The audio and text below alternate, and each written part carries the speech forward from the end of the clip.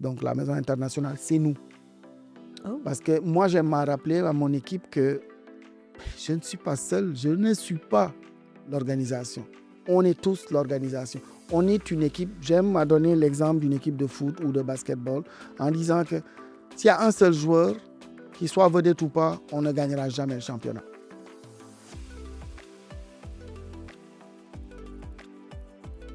bonjour à toutes, bonjour à tous. Bienvenue sur ce nouvel épisode en communication ouverte où nous allons vraiment parler de la santé mentale en milieu de travail.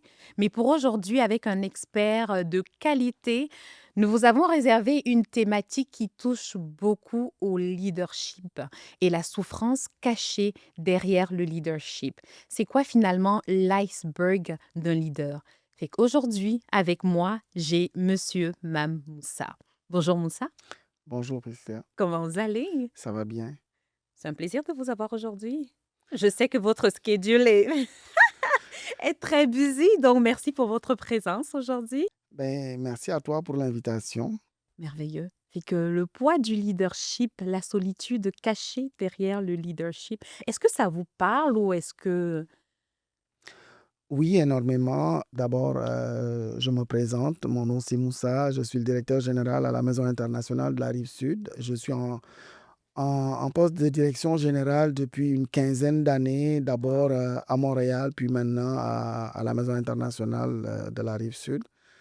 Oui, le sujet, la thématique, c'est quelque chose qui me parle. C'est mon travail au quotidien. C'est quelque chose que je vis au quotidien. Donc, quand j'ai vu l'invitation, je me suis dit, c'est une belle opportunité de partager avec tout le monde. Démystifier ensemble. Oui. Parfait. Pourquoi est-ce qu'on associe le leadership à l'iceberg? Ben, en général, l'iceberg, parce que c'est ce qui est visible. Un iceberg, on ne voit que ce qui est visible, ce qui La ressort, surface, hein? la surface, donc les décisions, la présence de la personne.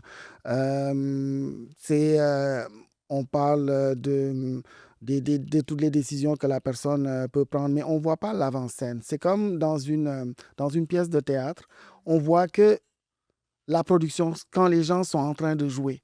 Mais on ne voit pas tout le travail qui est fait en amont et toutes les personnes aussi qui sont en arrière pour que la pièce de théâtre puisse se jouer. Et comme leader, les gens ne voient que nos décisions, nos réussites, certains de nos échecs, mais ils ne voient pas tout ce qui est en arrière, tout ce qui est en amont, tout le travail qu'on fait, la solitude qu'on a, parce que prendre certaines décisions, ce n'est pas facile et on doit les prendre pour le bien de tous. Quand vous parlez de solitude, ça veut dire en fait aussi qu'il y a un impact psychologique et émotionnel derrière un titre de leader? Oui, définitivement. C'est jamais facile de prendre certaines décisions. Mais on les prend, comme je disais, pour le bien de l'organisation, Mhm. pour le bien des personnes avec qui on travaille, pour le bien des personnes pour qui on travaille. Oui. Et euh, souvent, on est seul. Ultimement, oui, on écoute toutes les parties prenantes, mais au moment de prendre la décision, on est souvent seul parce qu'au moment de donner la décision, on ne voit que le leader. On ne voit que la personne qui donne la décision. Et toutes les critiques, quand c'est une décision qui est amère pour certaines personnes, les critiques ne vont s'abattre que sur cette personne-là, sur le leader. Donc, il va être critiqué alors qu'il ne prend ses décisions que pour le bien de tous. Et c'est, c'est jamais facile, certaines décisions. Je vais prendre un exemple concret. On doit prendre une décision, par exemple, de congédier une personne. Wow. Il y a, je pense pas qu'il y ait une personne sur cette planète qui prend du plaisir à congédier quelqu'un. C'est, ça fait mal. Ça fait mal. La veille, souvent, on dort mal, très, très mal, parce qu'on essaie de trouver des solutions à se dire, et si, et si, et si. Sauf que parfois, pour le bien de l'organisation, pour le bien des personnes avec qui on travaille, pour le bien des personnes pour qui on travaille, de l'ensemble des parties prenantes, il faut prendre cette décision-là. Qu'elle soit difficile ou pas, il faut le prendre. Et on analyse sous toutes les coutures, mais quand on se présente devant la personne, on sait que cette personne a des factures. On sait que cette personne a une famille. On sait que cette personne a des besoins. Mais il faut prendre la décision et c'est pas facile de rencontrer la personne, de lui parler. Et il y a des personnes, c'est sûr qu'il n'y a personne qui le prend bien. Et on anticipe souvent sur la réaction de la personne. Ok. Et c'est pas facile. Et après, quand la personne s'en va, on est tout seul dans son bureau et on ressasse le tout et ça fait vraiment mal. Mais on est obligé de vivre avec ça parce que on a choisi de faire le métier qu'on fait. Et dans ce métier-là, euh, il faut prendre des décisions difficiles aussi. Donc, et ça, il y a rarement du support qu'on peut avoir parce que, encore une fois, on est tout seul. On est tout seul. Quand vous dites tout seul, est-ce que l'apport ou l'appui managérial est inexistant parce que vous avez quand même vos managers en dessous de vous?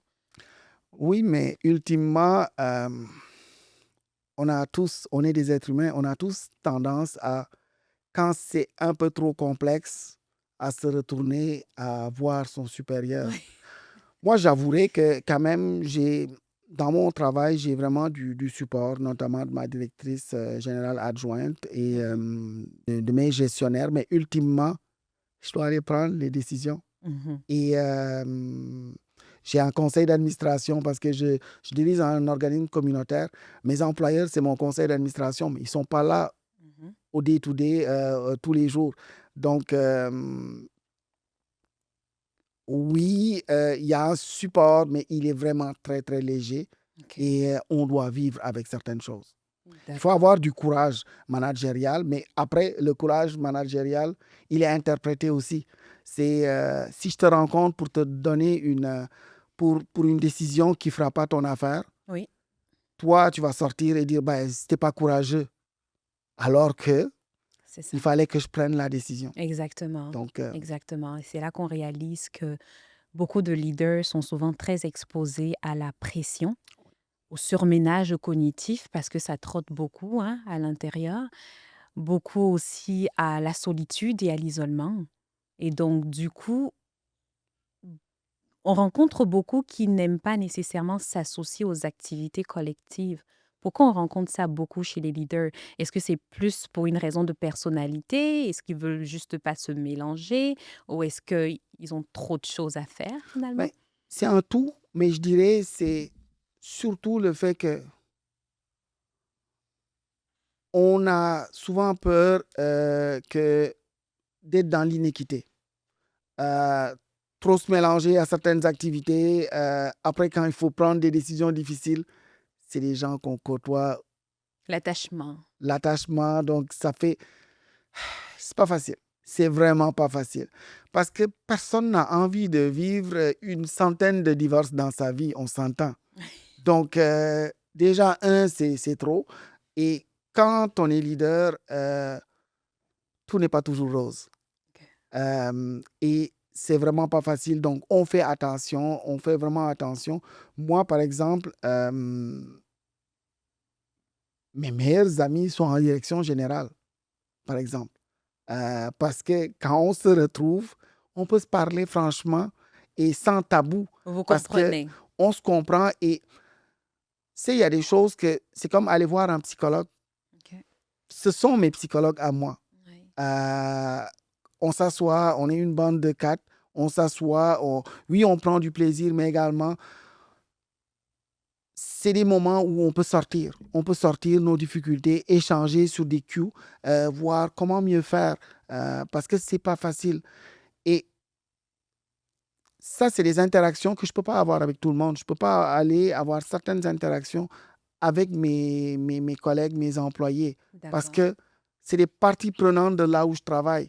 Si un jour, pour X, Y raison, on doit, parce que malheureusement dans le travail, la sanction existe, il y a quelque chose qui ne marche pas et qu'on doit les sanctionner de façon administrative ou autre. euh, Quand il y a trop de proximité, parfois il y a de l'incompréhension, mais il faut aussi avoir cette proximité avec son équipe. Donc, Mais c'est c'est... compliqué. En Ouch. fait, c'est on doit être proche du monde tout en cultivant une distance. Certaines distances. Et ça, c'est jamais évident. On marche comme sur un fil qui est très, très mince. On doit être humain tout en gardant une certaine distance pour pouvoir parfois aussi faire des rétroactions positives aux gens et avancer collectivement. Mhm. Donc, finalement, c'est un peu un monde invisible. C'est que vos collaborateurs ne voient pas, mais qui pour vous peuvent être reçus comme une douleur souvent ou des coups bas. On peut en avoir aussi des coups bas, des douleurs et pour un leader, être seul dans son bureau, la porte fermée, qu'est-ce qui se passe? Ben, par moment, on peut s'arracher les cheveux. Heureusement, j'en ai pas beaucoup. Euh, mais c'est une solitude. C'est sûr qu'au fil des années, on apprend à vivre avec. Mais même si on apprend à vivre avec, il y a toujours des moments qui sont encore plus intenses qu'on se dit, mais pourquoi je fais ça? Est-ce que ça vaut le coup? Pourquoi? On se questionne beaucoup. Mais après, oui, c'est vraiment pas facile. Euh, mais après, il faut trouver il faut trouver comme des espaces, même en étant seul, des espaces où on peut se réfugier, où on peut se revigorer, parce qu'autrement, c'est la dépression. Là. On ne tient pas une semaine souvent. Et quand on tient plusieurs années, c'est parce qu'on trouve les moyens de bâtir sa résilience, de pouvoir continuer à exercer le métier de gestionnaire, parce qu'en règle générale, on est seul. Quand ça ne va pas, c'est toujours la faute du gestionnaire. Quand tout va bien, le gestionnaire, il ne fait pas grand-chose. C'est comme un exemple que je cite dernièrement. Des jeunes sont venus faire une activité dans nos locaux et à la fin, ils ont tous écrit un post-it sur des... Ils ont mis des vœux sur des post-it. Il y a un des jeunes, il a mis «Je veux le travail de M. Moussa, je veux être à sa place». Et là, l'intervenant lui demande, «Hey, pourquoi tu veux son poste?»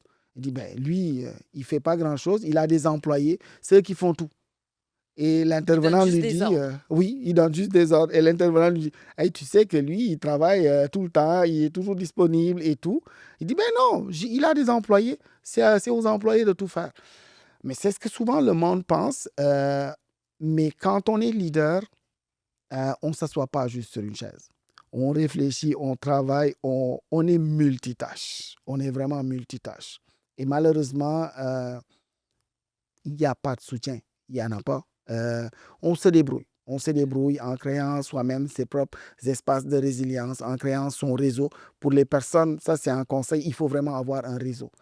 Des gens avec qui on peut parler, on peut jaser en toute confiance. Sa famille? Et Est-ce que sa famille est... la famille, moi personnellement, je ne mêle pas la famille. Ma conjointe, ma femme, je ne parle pas de mon travail.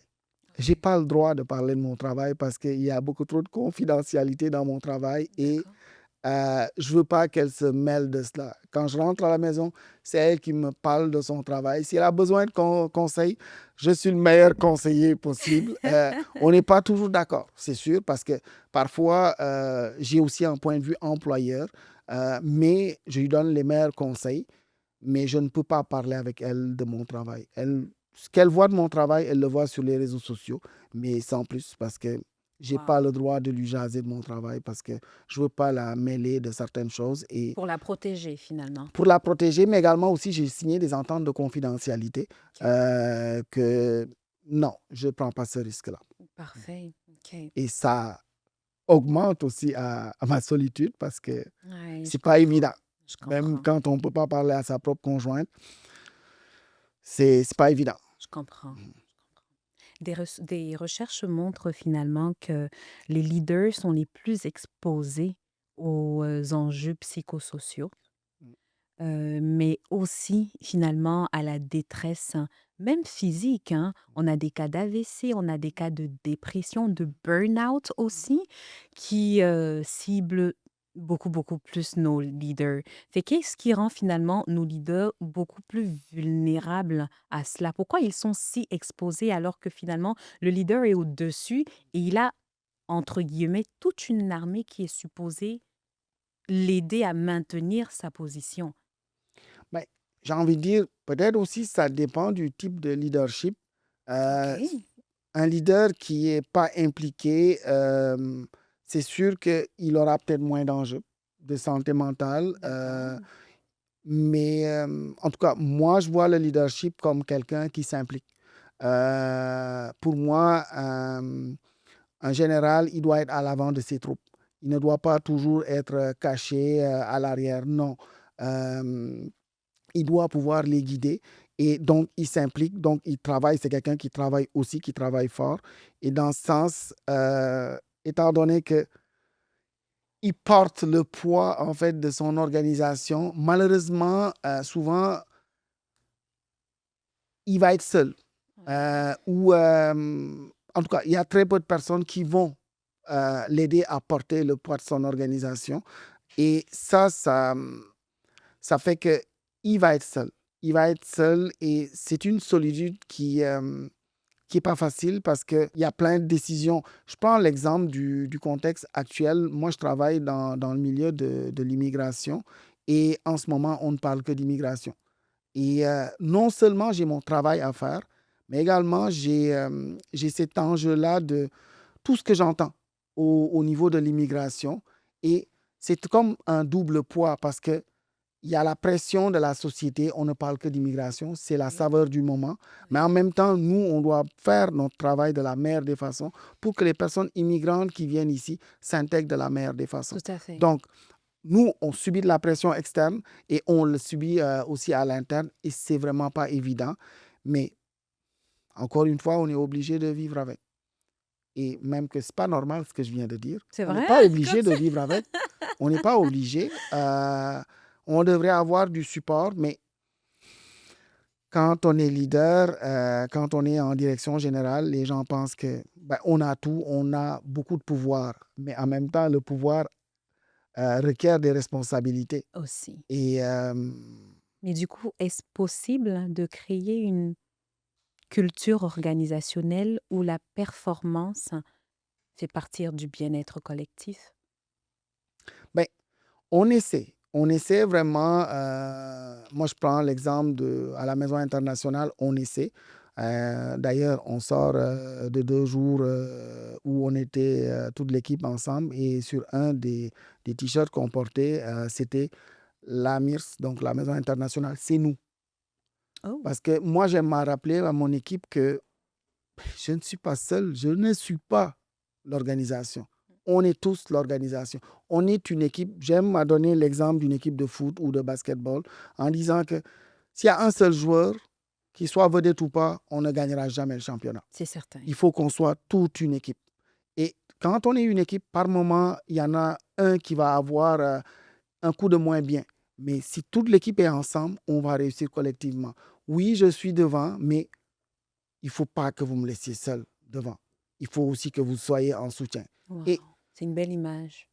il y en a qui le comprennent, il y en a que graduellement, ils vont certainement adhérer. Mais j'essaie de travailler là-dessus parce que la solitude de certaines décisions fait qu'on a besoin d'avoir une équipe forte et soudée avec soi. Ok, Pas derrière soi, mais avec soi. ok. En me mettant justement dans la peau de ces équipes-là, si je peux me permettre, beaucoup disent qu'ils n'ont pas le support de leur leader. Et à ce moment-là, sans support de leur leader, il leur est presque impossible d'épauler leur leader. Ici, on parle de cas, par exemple, de harcèlement. Je prendrai tout type de harcèlement physique, verbal, mailing, ce genre de choses. Fait que si à ce moment-là, ils ne se sentent pas épaulés, ils sauront vraiment. Je vais prendre un cas, par exemple. J'ai été invitée dans une entreprise justement pour évaluer les risques psychosociaux. Et à un moment donné, durant l'une des rencontres one-on-one, je suis tombée sur cette femme qui me disait, je suis passée par du harcèlement psychologique. J'ai été consultée par un psychologue qui a confirmé tous les faits et qui m'a demandé de prendre un temps de repos. Mais lorsque moi, je suis revenue vers mon employeur, j'ai pas été soutenue. À un moment donné, j'ai aussi j'ai eu une rencontre avec le leader. J'étais assise dans son bureau. Je pleurais, mais comme au bout de ma vie. Il m'a tapoté l'épaule, il m'a dit ça va aller. Là encore, elle s'est sentie super, super non soutenue.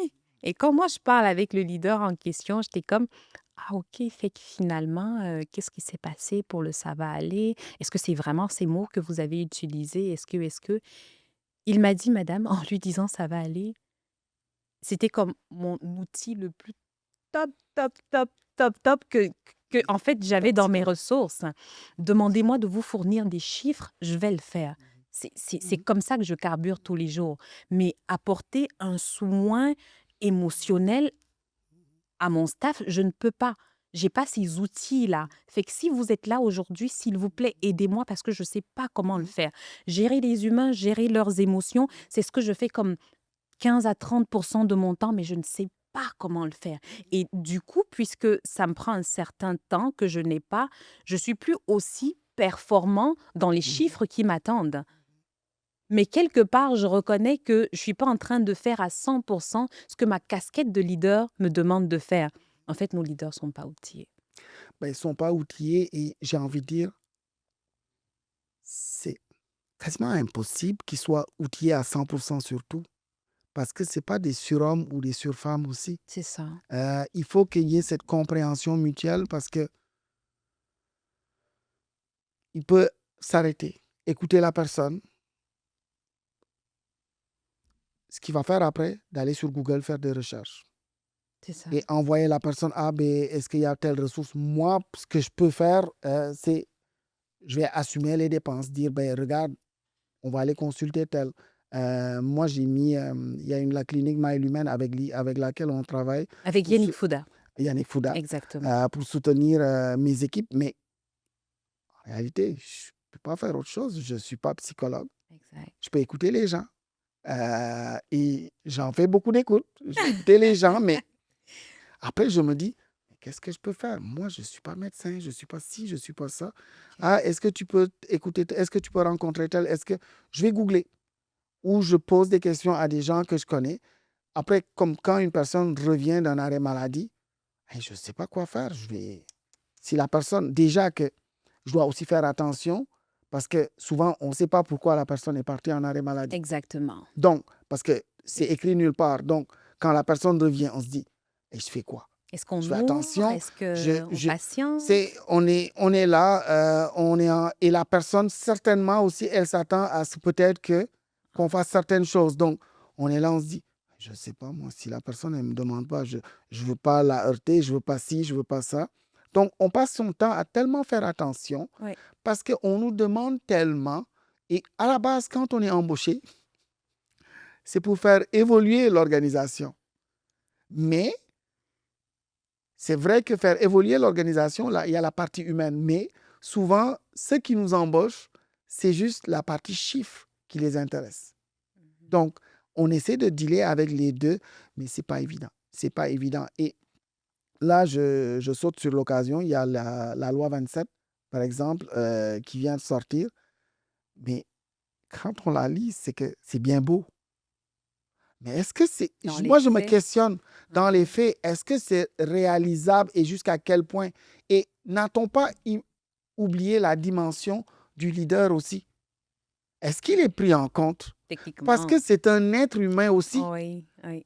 Si on est dans une entreprise et que nous tous, on a des enjeux de bien-être, à qui on l'adresse et comment on le gère aussi?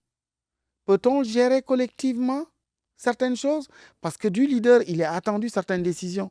Mais quand il va prendre certaines décisions, il y aura des impacts sur le bien-être des gens. Oui. Parce qu'il y a une coupure budgétaire. On doit mettre fin à un projet. Ouais. Déjà, l'employé qu'on va voir, il ne sait pas que le leader, il souffre déjà d'avoir perdu.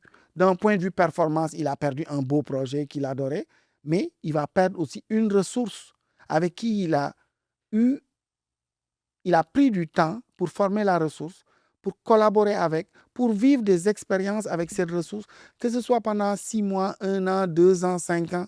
Et là, il doit aller voir la ressource pour lui dire, tu sais, on n'a plus le financement.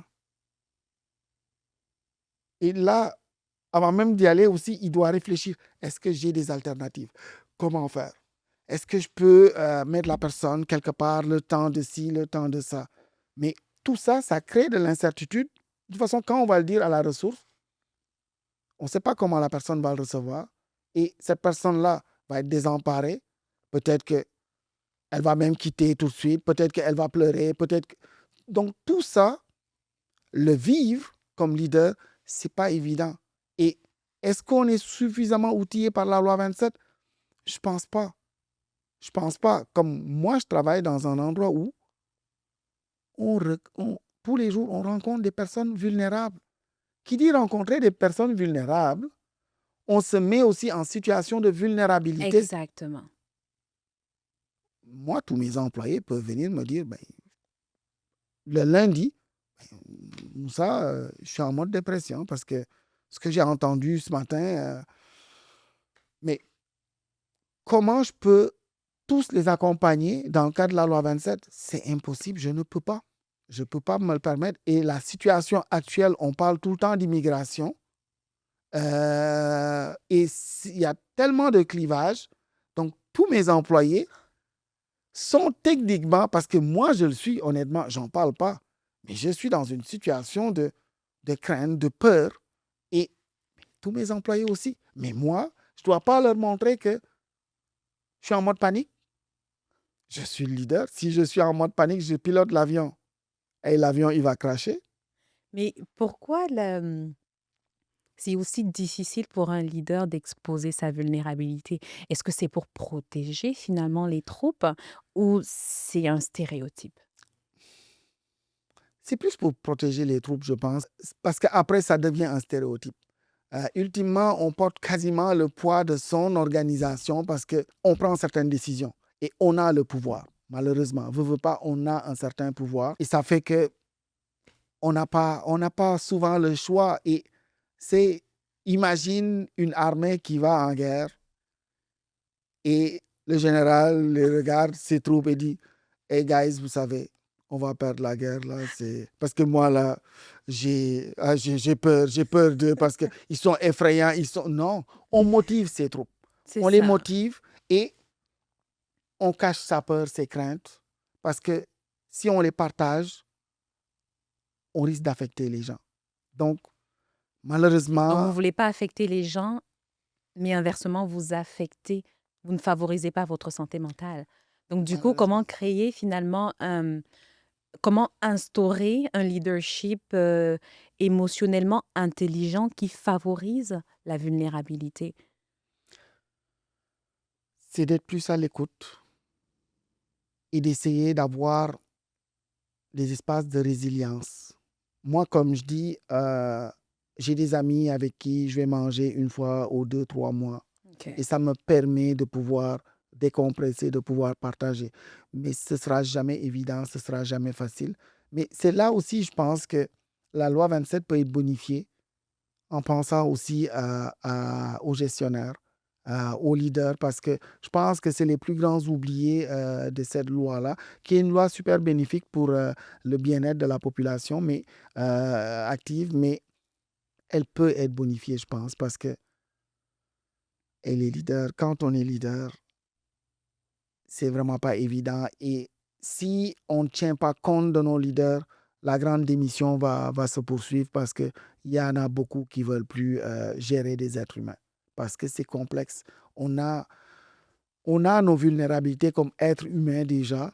Et quand on en gère d'autres, beaucoup d'autres, c'est comme on gère plusieurs vulnérabilités et c'est pas évident. C'est pas facile. On doit vivre avec ça, les problèmes des gens. On connaît les problèmes des gens. Moi, je connais mes employés. La plupart, je les connais bien. Je connais leurs enjeux, leurs problèmes et j'en fais mienne. Donc, j'essaie de trouver des solutions parce que s'ils sont bien, ils vont être bien L'organisation a tout à dans gagner. l'organisation. Ils vont être bien, ils vont bien accompagner les personnes vulnérables qu'ils accompagnent. Oui. Et on essaie de trouver des solutions, mais ce n'est pas évident. C'est pas évident. Je comprends. Comme on dit, comme j'aime à le dire en entreprise, les premiers clients à acquérir, c'est d'abord les talents. C'est pas les clients extérieurs, Et les mais c'est garder. déjà nos talents à l'intérieur. Et les Ouais, garder. tout à fait. Mhm. Mais ça s'entend que c'est de gros enjeux qui peuvent même affecter la santé physique. Oh oui. Beaucoup souffrent aussi de d'AVC même. Mm. Beaucoup sont revenus d'AVC, mais Oui. par passion, ont préféré continuer plutôt que de prendre une pause. Mais pour certains, justement, l'AVC a été vraiment le signal de c'est terminé là. Je crois qu'il faut arrêter. Moi, je le sais que physiquement, chaque 3 mois, j'ai une grosse baisse d'énergie. C'est la Ah. fatigue qui... Oui. c'est Et qu'est-ce dommage qui est parce mis en que place finalement pour pallier à cela? S'il y a un conseil que vous pourriez donner à un leader qui, chaque 3 mois, passe par une baisse d'énergie?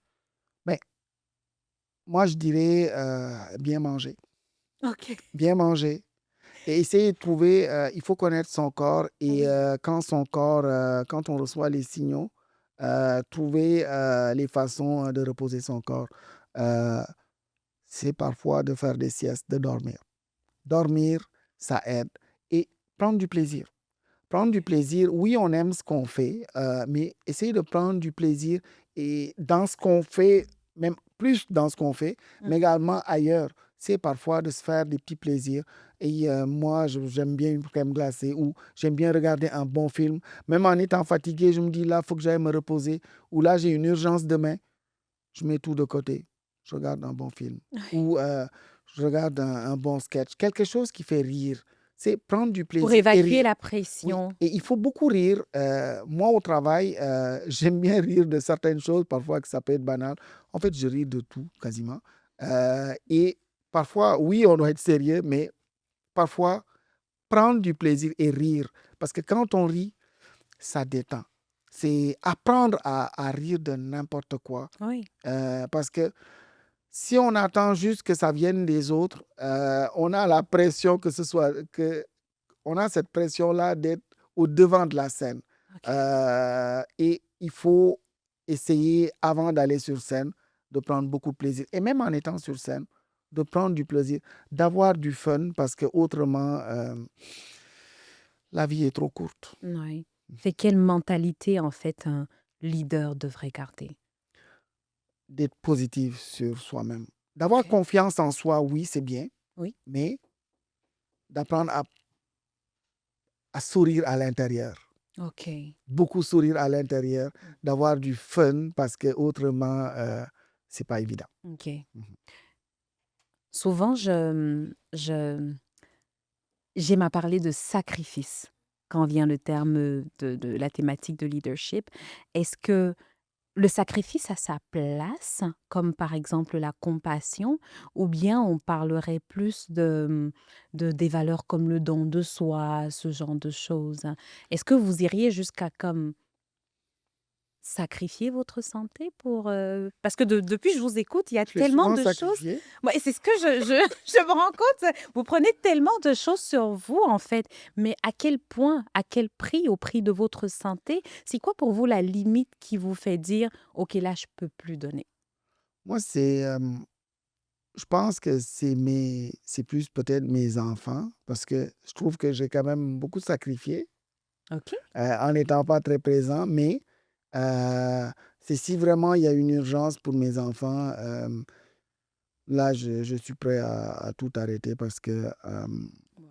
c'est des personnes qui sont importantes, même si ils trouvent avec raison que je suis souvent absent.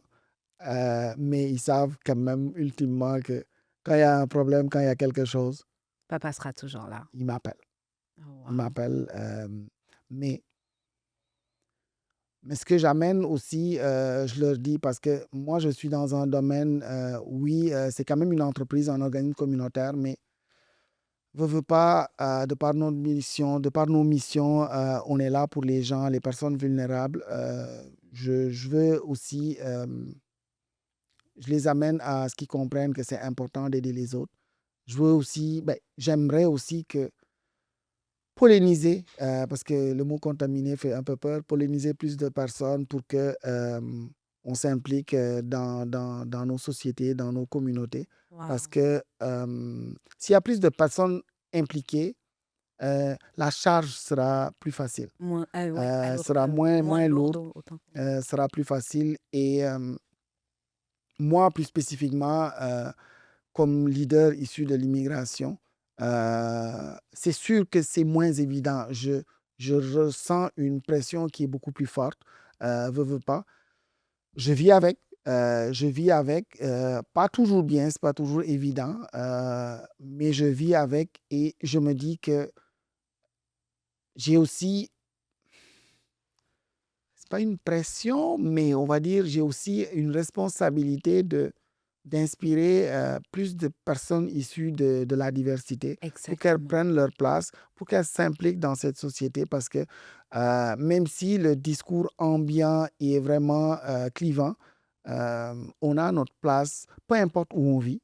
Mais ici, précisément au Québec, au Canada, on a notre place et on doit saisir toutes les opportunités et prendre notre place, nous impliquer davantage et faire rayonner nos communautés, mais faire également rayonner le Québec, le Canada. Il y a tellement d'amour dans ce que vous dites. Ça se voit que vous prenez pas à la légère ce que vous faites, hein. Ça se voit qu'il y a beaucoup de compassion qui porte chacune de vos actions et ça, c'est inspirant. Merci. Sincèrement, c'est inspirant. Vous avez atteint un objectif super important, moi, je trouve. Puis j'espère aussi que beaucoup pourront être inspirés par votre façon de l'idée qui est unique. C'est beaucoup que vous prenez sur vous, beaucoup de sacrifices que vous faites même, à l'encontre de votre bien-être, même si vous savez déjà que vous avez un time zone de: «OK, 3 mois là, c'est mon max. 3 mois, c'est mon maximum», mais c'est très inspirant. Je ne sais pas d'où vient cette source-là d'amour et de passion pour porter tout cela, mais c'est très inspirant. Sincèrement, merci Moussa. Merci beaucoup. Merci Ben d'avoir répondu à l'invitation malgré vos multiples occupations. Et merci à toi pour l'invitation.